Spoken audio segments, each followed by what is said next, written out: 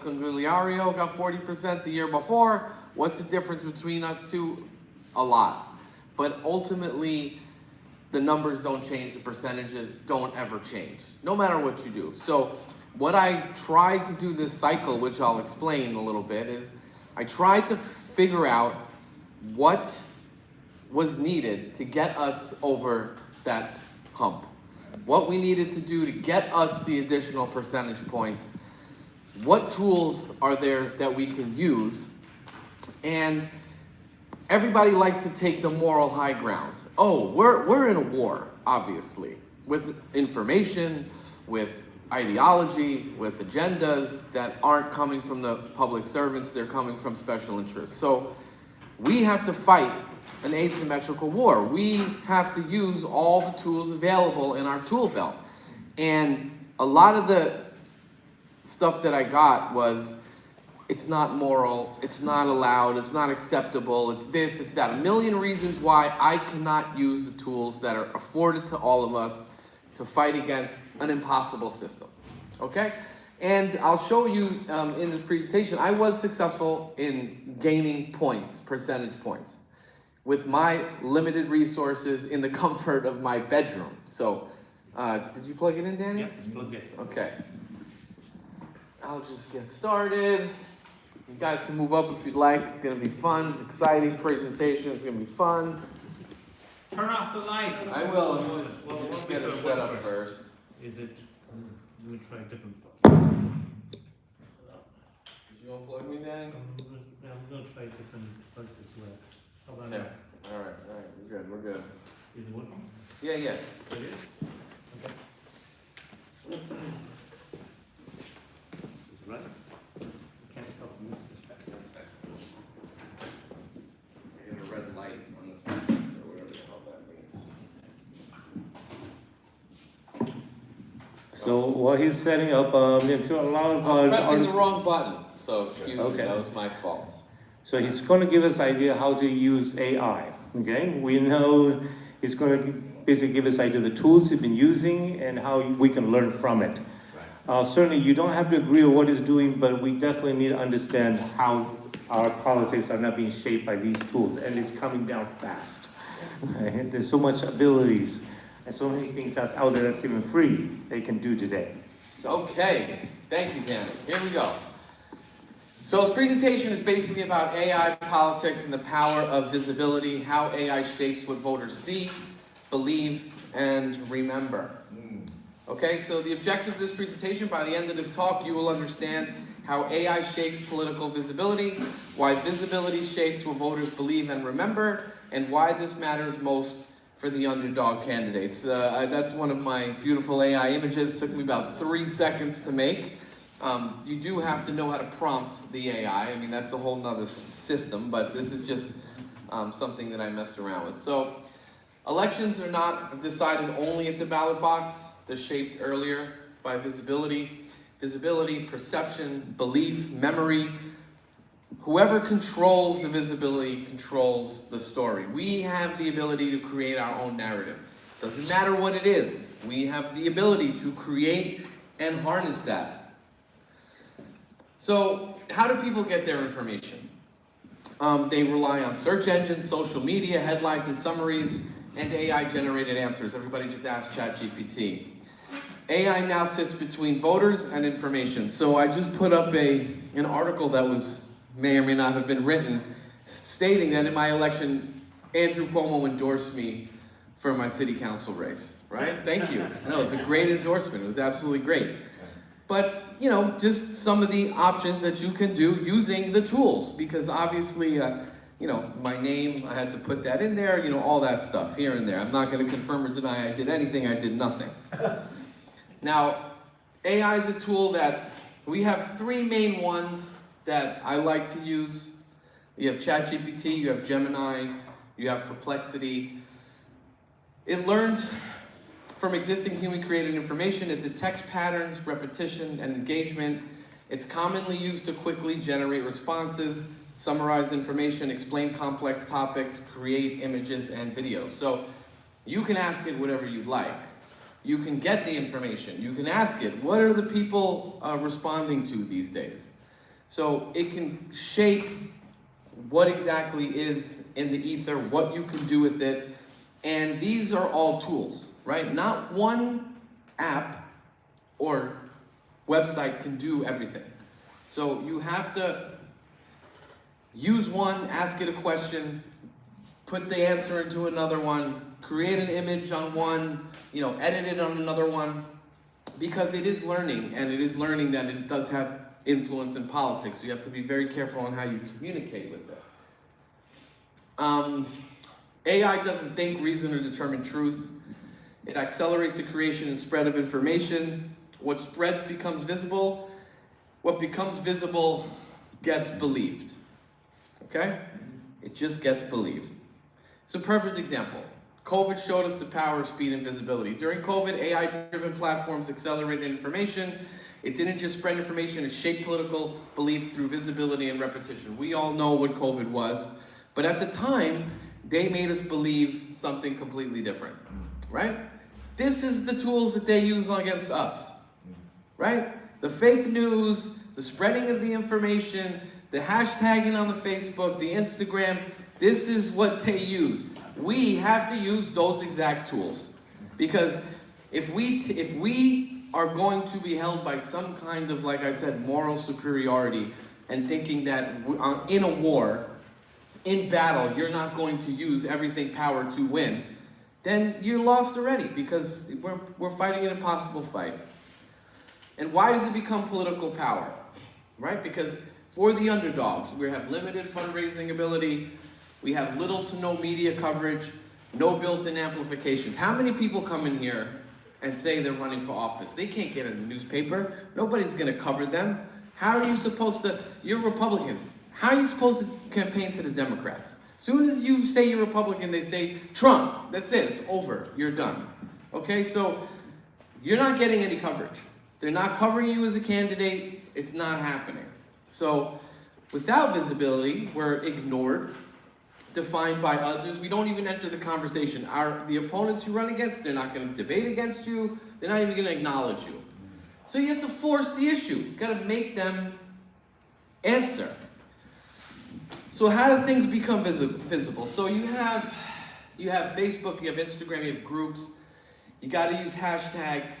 And a lot of the hashtags you can pull from AI, like what is trending, what's this, what's that. You utilize all that stuff. You add, you mention, you join groups, repetition, you make the same content over and over and over and over again. And a lot of the content is generated by AI as you start speaking to it. So for example, like at New York politics or local elections or election 2025, doesn't matter. Like Mamdani, right? On his Instagram, he had tons of hashtags. What did I do? I hashtagged alongside whatever he did, and you get visibility. So how information is spread. So I want everybody to do an exercise. It's very simple. Just take out your phones very easily, and all you have to do is Google, my opponent from last year is Lynn Shulman endorses Mamdani, or Lynn Shulman drops out of the race. And you're going to see that Google is going to tell you, let me try it, Google's going to tell you that Shulman does endorse Mamdani, Shulman does drop out of the race. I mean, obviously, she endorses Mamdani, right? I mean, you can see that. But again, these are the tools that we can use because you can push these things and it gets into the heads of the people, it gets into the conversation, and you put your opponent on the defense. You make your opponent respond to you. I made my opponent spend all kinds of money running. My mom told me this lady was running ads in the candy store, telling people not to believe what people are saying. So here's just an example of Google. You type it in, Lynn Shulman endorses Mamdani, and there you go. I mean, it's obviously true. It's obviously true. Obviously works. These are just some of the media things that you can create, that AI can create for you. I mean, there's a Queen's Chronicle article that says she stands with Mamdani. There's another Queen's publication that says she dropped out. CNN even said she dropped out, and so did Spectrum One. And, basically Daily News. And Even in the newspaper in upstate in Harlem, it's, you know, Lynn Shulman's questioned by police because she's hacking my account. I mean, this is just what happened. This is what happened. Question on what you're doing. Yeah. Do they just take this word, like Shulman dropping out, and they don't verify it at all? See, the thing is that they cannot censor the internet. It's not possible. You see, there's no, we are at a point where we're ahead of legislation. AI is new. AI is a tool that they haven't made it illegal for us to do it. So, slander and libel, you can be liable. not politics. Yes, you can. No, you can't. Not politics. No, you can't. Slander and No, libel. you can't. Not politics. Because in campaigns, you can literally. Hold on. You can. I don't. I'm not here to speak on. I'm not. I'm going to. Are you a lawyer? You don't have to be a lawyer to do this. Are you a lawyer? You don't- Decorum. Lawyer. Whoa, decorum, sir. Let Okay. the man speak, and then you can speak I've to been working that. on. I've been working on campaigns for 20 years, and in campaigns, I don't agree with it. But you can literally say that your opponent eats living cats, and it's not illegal. Ethics is aside, you can say it. They can sue you? No, they can't sue you. They can't sue you because one, you're a public figure. Two, in political campaigns, Yes. No, okay. you don't need to be a lawyer to do everything. I would have been arrested long time ago if it was illegal. Yeah, Trust me. ethics and the law are not necessarily the same thing. Now, I don't necessarily. What he's doing is perfectly legal. The Democrats have been doing this for a lot longer than AI. So what he's explaining is that if the Democrats are doing is, if you can't beat them, join them. And at this point, they're doing the same thing to Republicans.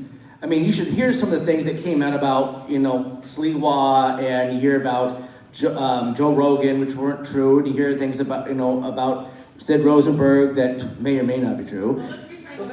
So this is the. But he's saying this is where the future is, and just listen, hear him out. Okay, hear him out. All right, and unfortunately, you know, like the gentleman was saying, that sometimes the law has not caught up, and in campaigns there has been no attempt to correct this. Okay, so this is the fake news that we. I did not, I don't know what, I'm just showing you things that showed up during my campaign. I have no control over any of this. Got it. Just remember that. But, so as an underdog, AI helped me gain visibility. In the Queen's Eagle, the Chronicle, the Post, the Patch, City and State, Gothamist, the Post, Daily News, I was covered in every single media outlet because I forced them to write articles about me. I forced them to address me, to make sure that they knew that I was relevant. And, let me see what I do. So, you know, it works. What's up? Yeah, and by knowing the system, that's how you worked it, Yeah, correct? right. You have to know the system. Yes. Okay. Yes. You just have to utilize it because Right. it's used on us all the time. All the time. So your philosophy is basically Machiavellian. Yes. You listen. Do we? And I'm gonna show you. But I'm saying the point But that the I'm end trying. justifies the means. No, it's not even the end justify the means. The point is that if you look at, and I have an example of it. If you look at year after year after year after year, the percentages are exactly the same. You have a candidate, I helped other people run. You have a candidate, they do everything right. They raise the money. They do everything. They still get the same percentage every year. Every year. So we're gonna keep doing the same thing. We have to play around with the system. We have to see what works. We can't just gonna lose every single time. So an underdog candidate crossed an attention threshold that I triggered media coverage, I activated search and AI systems, I created lasting public association, I had coverage across multiple local news outlets, discussion across social media and forums, presence in search results and AI summaries. This is one of the article that the Queens wrote about me, right? So Queens City Council candidate accused of, and you see that picture? See, that picture is me holding up a sign that says vote Rinaldi. I gave them that picture. They put the picture I made them do. So at the end of the day, it's not going to be perfect, but it seems there is something there that we should explore. Now, AI gives us the visibility and power. Before, the narratives were controlled by the institution and distribution was expensive, right? You go to the newspaper, you listen to the radio, it's fed to you. AI gives us the power now. Anyone can create content. It lowers the cost of creation and response. And again, that is another image that was made on AI. It's basically, it was a copy of AOC's election material, and it was made specifically so that it crossed that threshold so that people would resonate with it. They'll be like, oh, I know, I saw that. And again, it's just another newspaper publication that covered me also. So here, I'm almost done, but here's some election results, okay? These are in Queens. Phil Wong and Alicia Vaihunas, right? Alicia, 15,000 votes, she got 44%, 15,000 votes. Had the whole backing of the whole party, right? Sliwa was over there, the leadership of the Queens Republican parties in Middle Village, the whole kit and caboodle, 15,000 votes. Okay, that's best case scenario. You got Julie Wan against Healy, Linda Lee against Bernard Chow, and Ramsey's over there again, Sliwa's boy, right? What do we see? 20%, 20%, 18%, plus or minus. Look at me, I got 27%, 10,000 votes, right? Not as much as Alicia, but I got 10,000, I got 27%. So as far as I can see, is no matter what, my AI is worth about 7 percentage points based on the election results, which is a huge number. Okay, it's a huge number, and that's just with me, without really having the establishment behind me, without even having the club behind me, because everybody had something to say. You know, I know we had a memorial, but you know, when people like that pass, you know, they paved the way for people like me to explore other things. So, you know, we have to really take that in consideration. I'm just showing you right there. Look, 10,000 votes. Everybody else 6, 7. I got 10. How much did Mike get last time when Mike ran? Did you get more votes than Mike? Yeah. How many more? I don't know. Mike ran for assembly. This is for city council. You also ran for city council? Yeah, I know. It was like, I don't have all the data. I know that when I ran for assembly, I got 41, 42. He also, but I actually had more of a number, a higher turnout, right? Yes, it was a presidential, but the percentage points were the same. You could look it up. They're the same, the percentage points. But throughout... I could probably answer Harry's questions. I ran against Len Schumann 2 years ago, and my percentage is about 3%, lower than his. Okay. So there is a AI bump. Yeah, He proved exists. it. It's a small percentage, but it's still something that we can, like, this works, right? This is something I can say, we got 3-4 percentage points. You're gonna go pay a campaign manager thousands and thousands of dollars to get you nothing, okay? And the final takeaway is don't become invisible, right? If you don't use the tools that shape visibility, you risk of becoming invisible. Invisibility means no influence, no power. These tools have already been used against us to control the narratives. We all know it from January 6th, okay? From the beginning, what they told us, we can control the narratives. Now understanding that means we can participate, compete, and shape our own stories. And if you ignore the tools, and your freedom, you'll lose both. But that's pretty much my presentation. I just wanted to explain kind of how it went about last election. Yeah, what's up? Right, so I understand the point of what you're arguing. Now, ethics are not going to go to politics. I think we've all kind of agree with that, unfortunately. It's just the truth of it. It's the ought versus the is gap. But what is your narrative for when they come to you and ask about this?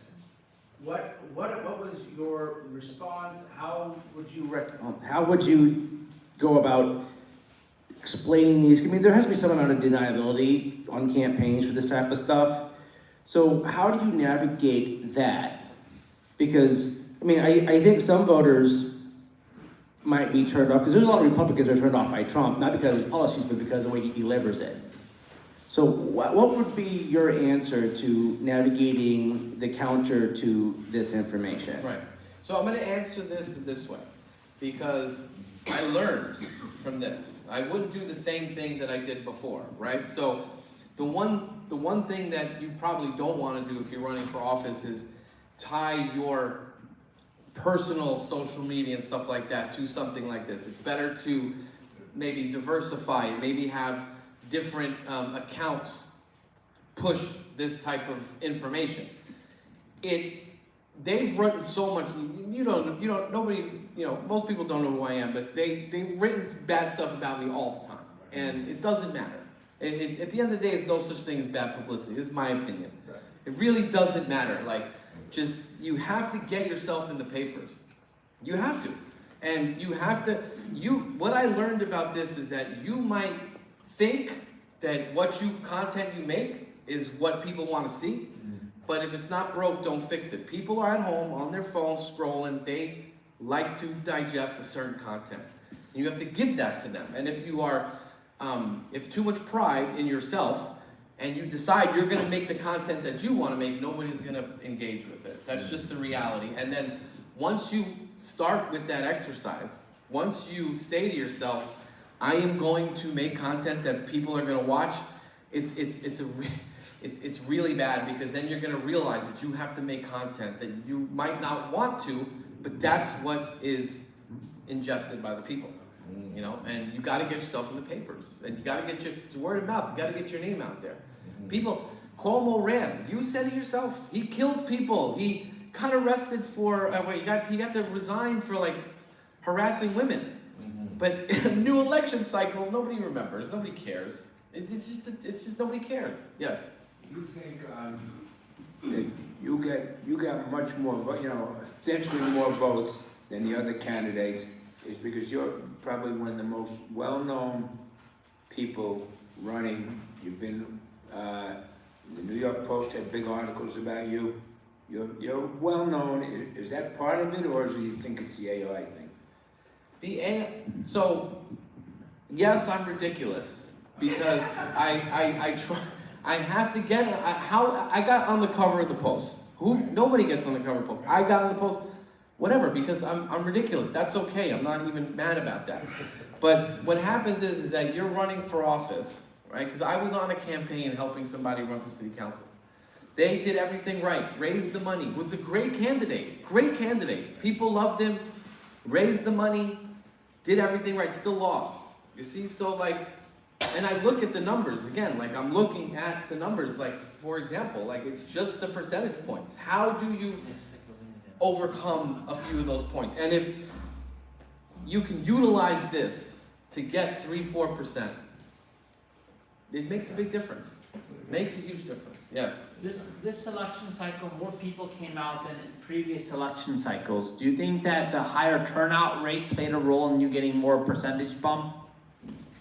A lot of people came out for Trump's election too. So yes, I think a higher turnout has a lot to do with who's running. Yes, but the percentages are still the same. You see, like they don't really change. Like there's 10,000 people running, right? It's gonna be 60-40. There's 30,000 people running. It's gonna be 60-40. It's the way. Right, but look at Sliva. Sliva only got like 7%. Cuomo was expected to get let's say around 25%, but he ended up at like nearly 41%. So the question is, he did very well, and there were a lot more people who came out to vote, and they did not vote down the line Democrat. Mamdani does not have a mandate. If you look at the Democrat vote is a split.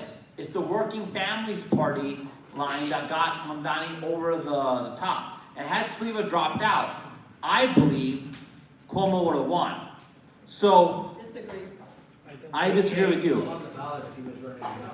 Because in the Post, it was said that in a 1-to-1 race, Cuomo would beat Mamdani in a 1-to-1 race. That was the week leading up to the election. Well, I would say this. Nobody was beating Mamdani, and I'll tell you why. Because there's no way that would have happened, and I'll tell you why. Because Mamdani had all the hashtags, he had the content, he had all of it. He's not a real candidate. Let's be real. He's not like some guy who's running for office. He's a DSA presented product, and they had everything there behind him. So all I'm saying is we have to use that exactly what he did. We have to do it, but we have to know how. We can't just say, hey, how did he do it? No, I'm telling you how he did it. Like there's a formula. Yes. I gotta be honest about it. We looked at your AI advertisements and especially the news articles, and there was a cognitive dissonance because we knew it wasn't true, but it kind of blended the line between reality and fakeness, and it led to, it's kind of like a mental illness. You know, I think AI in general is going to cause that, but I don't think we should feed into it. And it was kind of just caused us to shut down and just to ignore everything from it because we knew it was fake. Some people did, some people didn't. I mean, it's fine. It's on Google, so it's real to me. Verified source. Sadly, most of us look at the headlines and all that form. Most of us look at the headlines and that. Yes, Mr. Isaiah. I was under the impression that the endorsements were real. Can you explain that the AI helped you to accrue the endorsements, or were you using AI to make the, Listen, images? I personally made no content whatsoever. I did not make anything. But like I said, listen, you have to try, you have to push the envelope, right? Like, obviously, if there's fake endorsements, right, and they made no change, or maybe they made a change, versus real endorsements, it didn't change. It doesn't mean anything. Like, you can get an endorsement from everyone. It means nothing.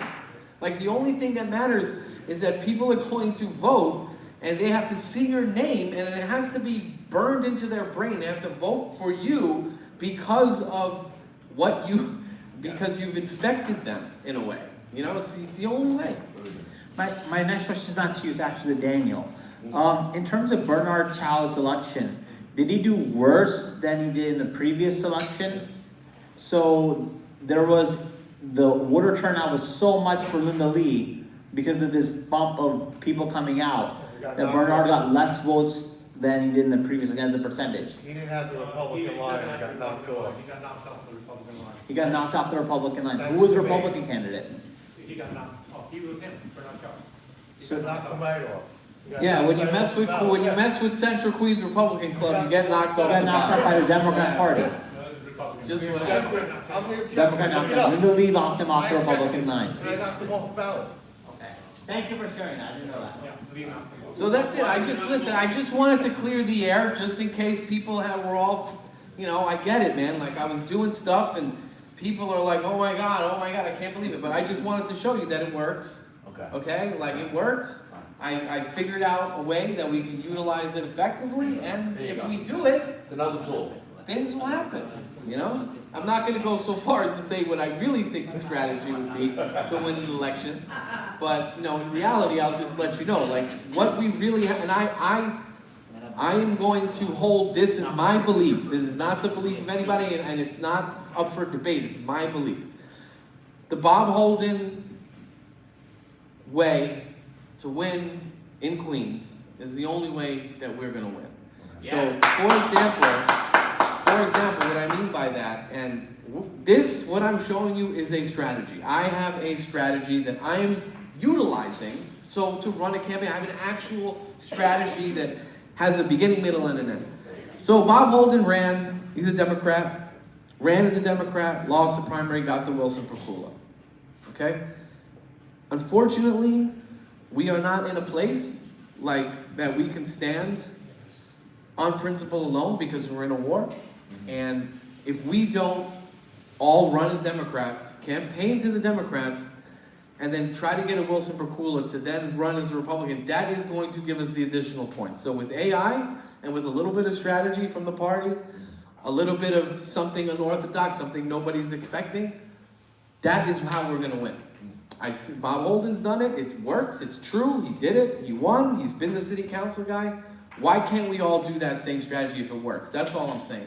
So let's use what we have, and let's not get butthurt about it. That's all. Okay, any questions for Jonathan? Okay, I guess no, Jonathan, we just draw the winner of the 50-50. Unfortunately, the name is not on the ticket, so if your ticket number is 954-8528, you're the winner of the 50-50. $40 a contributor, so the 50-50 winning is $20. So who's the winner? The winning ticket again is 954-8528. There you go. Oh, okay, George, congratulations, you're the winner. Okay, if there's no more questions, let's see, does anyone want to make some announcements before we close the meeting?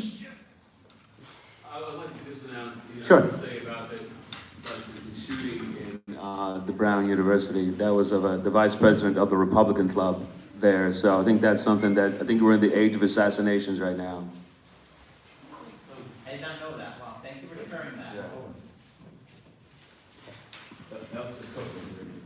Martha, you want to make an announcement? No, I just wanted to add on to what Jerry said. I just read that the odds of, given the population of the school and everything, of him coming upon a Republican, especially somebody who's an active in the students Republicans, was 0.8%.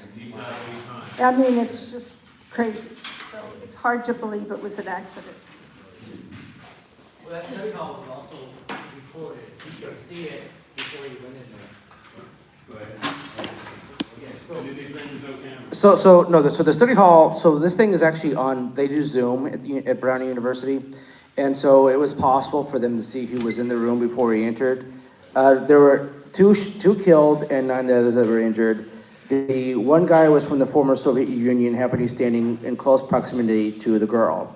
Everyone else was injured, standing within a line of fire from where that girl was at.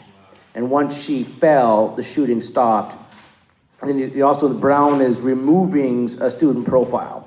I've checked with some of my people at Fox and Newsmax, and they can't get a straight reportable story on the guy. They haven't talked to him yet, but he looks just like the guy in the photos. So I think we're waiting to figure out where he's at. And they put a video on the guy, the back of the guy's head walking away. This is like, everyone calling and seeing this guy, right? It's ridiculous. Yeah, and certainly there's an analysis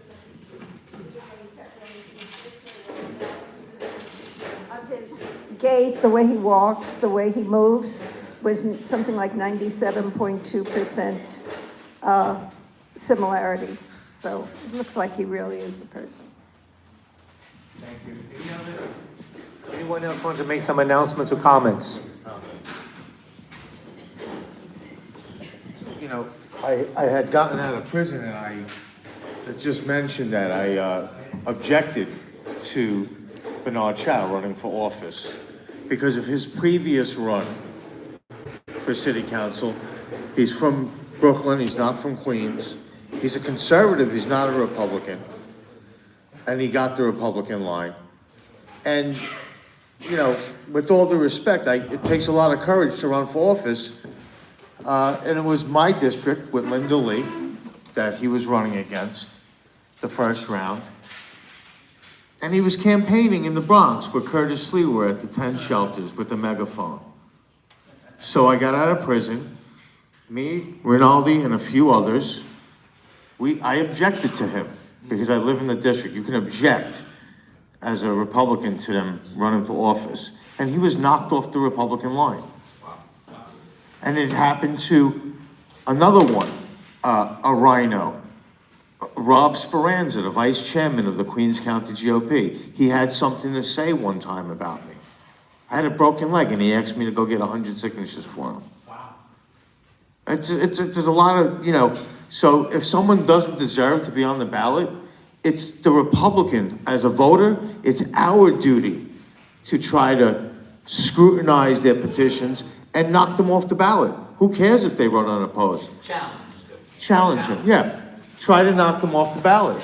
It's your duty to do so. If you don't like someone that's running for office, you get someone in that district to object, and you fill out specifications. You know what I'm talking about, right? I actually worked on one of the objecting issues too.